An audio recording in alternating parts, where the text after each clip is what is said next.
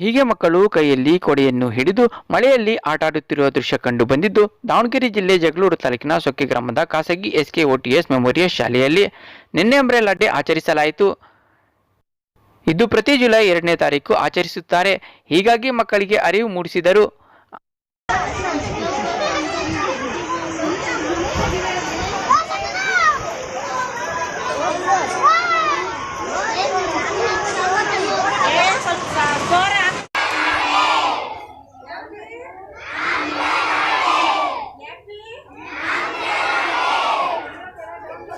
ನಾವು ನಮ್ಮ ಶಾಲೆಯಲ್ಲಿ ಅಂಬ್ರೆಲಾ ಡೇ ಸೆಲೆಬ್ರೇಷನ್ ಅನ್ನು ಹಮ್ಮಿಕೊಂಡಿದ್ದೀವಿ.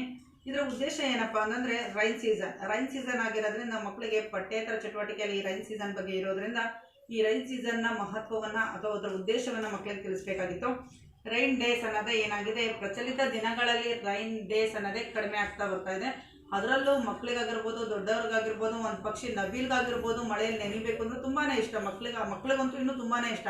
ಆದರೆ ಏನಾಗ್ತಾ ಇದೆಯಪ್ಪ ಅಂದ್ರೆ ಇತ್ತೀಚಿನ ದಿನಗಳಲ್ಲಿ ಅವ್ರ ತಂದೆ ತಾಯಿಗಳು ಮಕ್ಕಳನ್ನ ಮಳೆಯಲ್ಲಿ ನೆನೆಯೋದಕ್ಕೆ ಬಿಡ್ತಾ ಇಲ್ಲ. ಯಾಕಪ್ಪ ಅಂತಂದ್ರೆ ಹುಷಾರಿಲ್ಲದೆ ಇರ್ಬೋದು, ಜ್ವರ ಬರ್ಬೋದು, ಶೀತ ಆಗ್ಬೋದು, ಕೆಮ್ಮಾಗ್ಬೋದು. ಅದನ್ನ ಮಕ್ಕಳಿಗೆ ಆ ಸಂತೋಷನ ಏನು ಮಾಡ್ತಾ ಇದ್ದಾರೆ, ಪೇರೆಂಟ್ಸ್ಗಳು ಅಡ್ಡಿಪಡಿಸ್ತಾ ಇದ್ದಾರೆ.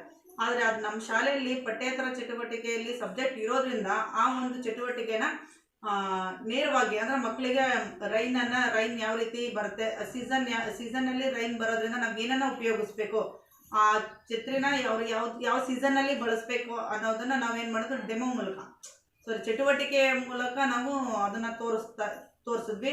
ಅದನ್ನ ಮಕ್ಕಳೇನು ಮಾಡೋದು, ಅದನ್ನು ತುಂಬಾ ಖುಷಿಪಟ್ಟು ಎಂಜಾಯ್ ಮಾಡಿಕೊಂಡು ಆ ಒಂದು ಅಂಬ್ರೆಲಾ ಡೇ ಸೆಲೆಬ್ರೇಷನಲ್ಲಿ ಎಲ್ಲ ಮಕ್ಕಳು ಪಾಲ್ಗೊಂಡು ತುಂಬಾ ಖುಷಿಪಟ್ಟು.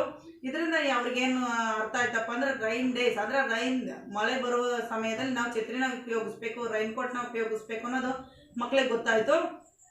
ಅದರ ಉದ್ದೇಶನೂ ಸಹ